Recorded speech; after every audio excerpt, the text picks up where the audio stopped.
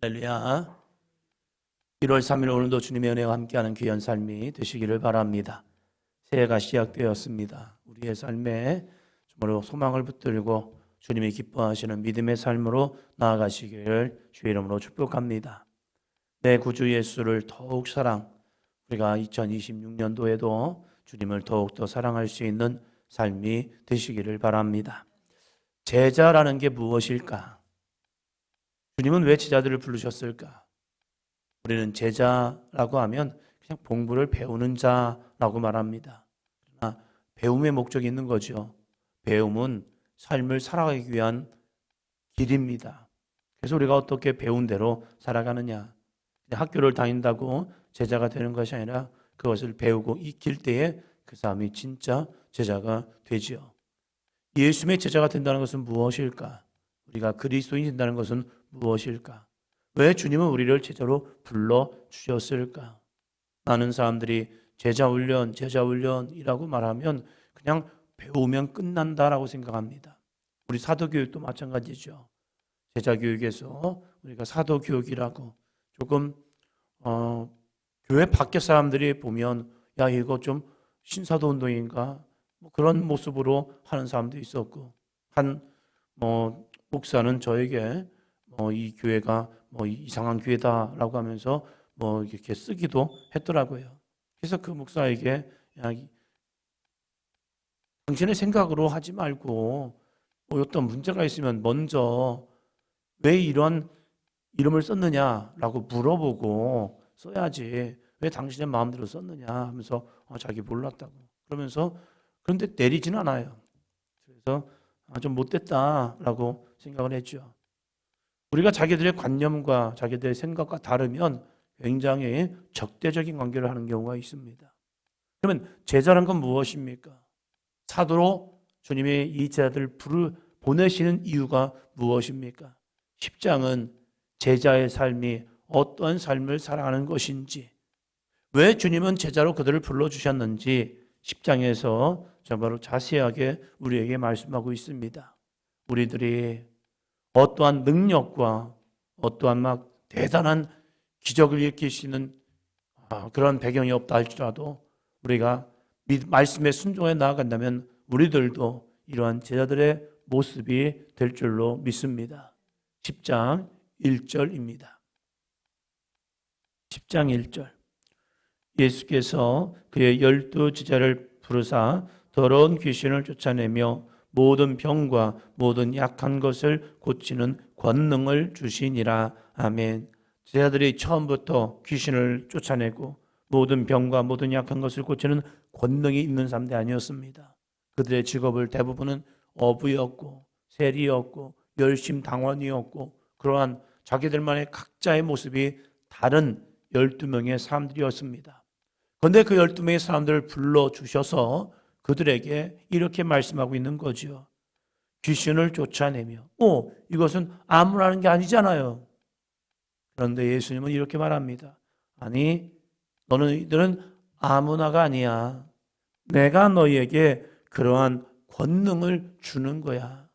내 권능이 아니라 주님의 권능, 주님의 능력이라는 겁니다.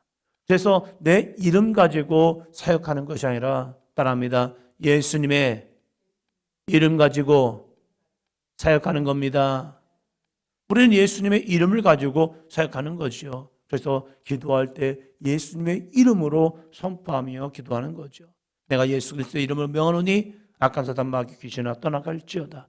모든 약한 것은 강하여질지어다. 모든 부족함은 채워질지어다. 모든 질병은 떠나갈지어다. 주님의 이름으로 기도하는 거지요. 그 주님이 그들 가운데 우리 가운데 역사할 때에 하나님의 은혜는 주어집니다. 때로는 우리가 예수님의 이름으로 기도해도 안 될 때도 있어요. 그건 주님의 영역인 거예요.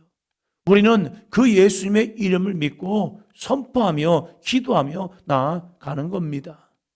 그래서 우리에게 주신 권능을, 우리에게 주신 거룩한 능력을 함께 나누며 나아가는 거지요. 가면서 우리가 해야 할 것은 무엇입니까? 7절부터 12절 말씀입니다. 먼저 7절로 8절. 가면서 전파하여 말하되 천국이 가까이 왔다 하고 병든 자를 고치며 죽은 자를 살리며 나병한 자를 깨끗하게 하며 귀신을 쫓아내되 너희가 거저 받았으니 거저 주라. 가면서 전파하여 말하는 겁니다. 천국이 가까이 왔습니다. 천국이 가까이 왔다는 건 무엇입니까? 하나님의 나라가 가까이 왔다는 거죠. 당신들 가운데, 여러분 가운데 하나님의 나라가, 하나님의 능력이 가까이 왔습니다. 그것을 믿어보시오. 그것을 믿으시오. 라고 하면서 그 천국을 전파하는 거죠. 천국은 죽어서만 가는 것이 아니라 이 땅 가운데도 하나님의 임재, 하나님의 능력, 하나님의 역사, 이것이 나타나면 그것이 바로 하나님의 나라 천국이 아니겠습니까? 천국은 하나님의 통치가 임하는 곳입니다. 우리가 천국에 대한 개념이 그냥 죽어서 가는 곳이 아니라는 거예요. 오늘도 주님의 역사가, 주님의 영광이, 주님의 임재가 우리 가운데 임한다면 그것이 하나님의 나라 천국이 될 줄로 믿습니다. 내 영혼이 은총 입어 중한죄짐 벗고 보니 슬픔 많은 이 세상도 그 어디나 하늘나라. 그러면서 우리에게 하나님의 임재, 하나님의 역사, 하나님의 능력이 나타나면 그 어디나 하나님의 나라가 되고 있다는 거죠. 하나님의 나라는 여기 있다, 저기 있다 하는 것이 아니라 너희 마음속에 있느니라. 우리의 마음속에 믿음이 있다면 그러면 그곳이 바로 하나님의 나라가 되고 있습니다. 그래서 우리는 그 하나님의 나라를 선포하며 나아가는 것입니다. 그러면서 그 하나님의 나라가 어떻게 이루어지느냐? 병든 자가 고침을 받고 죽은 자가 살아나며 나병한 자가 깨끗함을 받으며 귀신을 쫓아내는 것, 이것이 바로 하나님의 역사다라고 이야기하고 9절부터 12절까지입니다. 너희 전대에 금이나 은이나 동을 가지지 말고 여행을 위하여 배낭이나 두벌 옷이나 신이나 지팡이를 가지지 말라. 이는 일꾼이 자기의 먹을 것 받는 것이 마땅함이라. 어떤 성이나 마을에 들어가든지 그 중에 합당한 자를 찾아내어 너희가 떠나기까지 거기서 머물라. 또 그 집에 들어가면서 평안하기를 빌라. 아멘. 그들을 복음을 전하기 위해서 다니면서 그들에게 복음을 전하면서 일꾼이 먹을 것을 받는 것이 마땅하다. 그리고 그 안전에 들어가서 평안하기를 빌어라. 그러면 그 평안이 그들에게 임함을 통하여서 너희들을 대접해 줄 것이다 하면서 전도자의 모습까지도 이야기합니다. 우리가 전도자가 되기 위해서, 믿음의 사람이 되기 위해서 먼저 이러한 삶을 살기 위해서 먼저, 우리가 제자가 되기 위해서 먼저, 우리가 주님의 길을 가기 위해서 먼저 해야 할 영적 싸움이 있습니다. 우리가 다 주님의 길을 갈 수 있다? 그건 아닌 것 같아요. 신앙생활 하지만, 교회를 오지만 진짜 제자가 되는 사람이 있고 그냥 교회를 다니는 사람도 있습니다. 그러면 진짜 제자가 되기 위해서 필요한 것은 무엇인가? 37절부터 이야기합니다. 37장. 아버지나 어머니를 나보다 더 사랑하는 자는 내게 합당하지 아니하고 아들이나 딸을 나보다 더 사랑하는 자도 내게 합당하지 아니하며. 아멘. 아버지와 어머니 공경해야 하죠. 그러나 그 공경이 주님보다 더 사랑하면 안 된답니다. 자녀를 사랑해야죠. 그러나 아들이나 딸을 나보다 더 사랑하는 자도 내게 합당하지 아니하며. 자녀를 사랑하는 건 마땅한 거예요. 그러나 주님보다 더 사랑하지 말랍니다. 복음의 길을 간다는 것, 믿음의 길을 간다는 것, 그것은 어쩌면 우리에게 무거운 짐이기도 합니다. 주님 사랑하는 거 맞아요. 그런데 때로는 주님을 사랑하는 것에 걸림돌이 부모님도 되고 자녀들도 되고 있다는 거예요. 참 아랍인들의 무슬림들의 그들의 신앙을 보면 대단한 게, 어떻게 저럴 수가 있지? 어떻게 저럴 수가 있어? 이단들, 사이비 종교들의 모습을 보면 야, 참 대단하다. 그들은 거짓 것에 미혹되어서 그러지만 그렇다면 우리들은 어떠한 믿음을 가지고 있는가? 진짜 믿음의 길을 가는 교인들의 삶, 초대교회 성도들의 삶을 보면요, 놀라운 것은 정말로 말씀대로 살아갔다는 사실입니다. 그때 하나님의 역사는 이루어졌고 하나님의 능력은 나타났습니다. 그러나 어느 순간부터 신앙생활이 그냥 종교생활이 되면 이것이 무너집니다. 신앙생활과 종교생활의 차이를 보면 신앙생활은 절대 믿음입니다. 하나님의 말씀이 나를 압도하는 겁니다. 그래서 사람들이 이렇게 말합니다. 아니, 왜 그래? 그런데 신앙생활은 하나님의 말씀이 내 속에서 강하게 역사하기 때문에 그 말씀에 그저 순종. 그것이 진짜라는 거예요. 종교생활은 무엇입니까? 나의 유익함입니다. 나의 즐거움과 나의 만족감과 나의 목적을 이루는 것. 그래서 그 목적이 벗어나면 나 안 해. 나 쉴래. 나 못하겠어. 하면서 내려놓습니다. 신앙생활은 죽으면 죽으리다. 이 믿음을 가지고 나아가는 것. 이것이 신앙생활인 거예요. 신앙이 생활로 바뀌는 것. 그래서 예수님을 닮아가는 삶. 이것이 신앙생활이죠. 그러나 종교생활은 주인이 나라는 거예요. 우리의 주인이 부모님도 아니고 자녀들도 아니고 정말로 예수 그리스도가 내 삶의 주인이 되시고 내 삶의 목적이 되기를 축원합니다. 그러기 위해서 이렇게 하더라고요. 38절 또 자기 십자가를 지고 나를 따르지 않는 자도 내게 합당하지 아니하니라. 마지막에는 자기 십자가도 필요합니다. 부모님, 자녀, 마지막에 자기 십자가예요. 자기의 고집, 자기의 이성, 자기의 자, 그 모든 것도 자기를 십자가에 내려놓는 죽음. 그 죽음이 없으면 우리는 십자가를 가지 못하죠. 그것이 겟세마네 기도라니까요. 나의 원대로 마시옵고 아버지의 원대로 하시옵소서. 나의 길을 가는 것이 아니라 아버지의 길을 가는 것. 그것이 진짜 신앙생활입니다. 그럼 목사님, 죽어야 하는 겁니까? 예. 신앙생활은 죽음이 경험돼야 합니다. 자기 죽음을 통하여서 주님이 나를 살리는 것. 부모를 공경하지 말라는 게 아니에요. 부모님을 공경해야 합니다. 그러나 그 공경이 예수 그리스도의 영광과 은혜를 위해서 부모를 공경하고 자녀를 사랑하는 것이 내 인간적인 사랑이 먼저가 아니라 주님을 향한 사랑을 가지고 자녀를 사랑하다면 그 자녀들이 믿음 안에서 바르게 세워진다는 사실입니다. 그래서 마지막 39절입니다.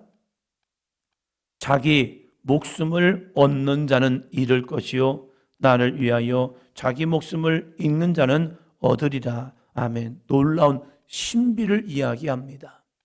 부모를 버리면 부모를 더 공경하게 되어 있고 자녀를 버리면 자녀를 크게 진짜 사랑하는 것이 되고 자기 십자를 지면 주님이 우리에게 거룩한 부활의 영광을 전해줍니다. 아브라함이 이삭을 드렸을 때 그 이삭을 드림을 통하여 이제 내가 나를 사랑하는 줄 내가 알았노라 하면서 아브라함뿐만 아니라 이삭에게도 하나님의 거룩한 언약의 증거됨을 통하여 그가 하나님으로 말씀으로 거듭나는 영적인 귀한 자녀가 되는 은혜를 경험한 것처럼 우리가 자기 목숨을 얻는 자는 잃을 것이지만 주님을 위해서 나를 위해서 자기 목숨을 잃는 자는 얻으리라. 이 거룩한 신비, 이 신비를 깨닫고 우리가 믿음으로 달려갈 수 있는 삶이 되기를 주의 이름으로 축원합니다. 헌신 생활도 마찬가지 아닙니까? 나의 시간을 드리고 나의 물질을 드리는 것, 이것이 그들에겐 부담이지만 그것을 감당하게 할 때에 그들의 믿음이 더욱더 성숙해지는 거예요. 어린아이 믿음처럼 힘들어 어려워 그럼 하지 마 힘들겠네 하면서 그걸 포기하는 것이 아니라 아니 도전해봐.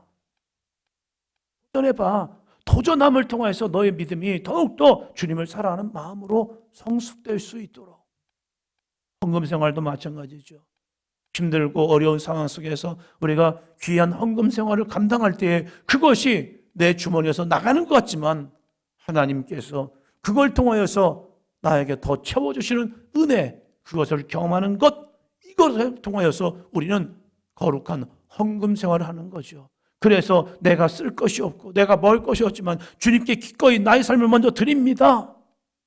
그런데 그 거룩한 드림 속에서 놀라운 하나님의 채워주시는 은혜를 경험하는 것, 이것이 내가 죽고 내 안에 주님이 사시는 능력. 자기 목숨을 얻는 자는 잃지만 나를 위하여 자기 목숨을 잃는 자는 얻으리라. 이 거룩한 신비, 이건 말이 안 돼요. 모순이에요. 목숨을 잃었는데 어떻게 잃고 목숨을 버렸는데 어떻게 또다시 얻게 되냐 이거죠. 그래서 이것을 주님의 신비라고 말해요. 나는 드렸는데 풍성한 은혜를 주시고 나는 죽었는데 내가 부활의 영광을 경험하고 내가 낮아졌는데 주님은 나를 높이시고, 이것을 주님의 거룩한 신비, 이 모든 것을 깨달을 수 있는 삶이 되기를 주의 이름으로 축원합니다. 나는 되는데 너는 안 돼, 이게 아니라 나도 그 길을 간다면 당신도 그 길을 갈 수 있습니다. 이런 믿음이 있을 때 우리는 권면을 하는 거죠. 우리의 신앙이 나는 되는데 너는 안 되겠네 라고 하지 마시고, 내가 그 길을 가고 있다면 당신도 갈 수 있습니다. 그게 간증 아닙니까? 간증자들의 고백을 보면 나에게만 주신 특별한 은혜입니다 라고 하지 않습니다. 내가 이 길을 갔거든요. 나도 이 길을 힘들게 갔거든요. 근데 주님이 가게 하시더라고요. 여러분, 힘들어도 가봅시다. 어려워도 가봅시다. 죽을 것 같아도 그 길을 가봅시다. 그러면 주님이 그 가운데서 우리에게 역사하십니다.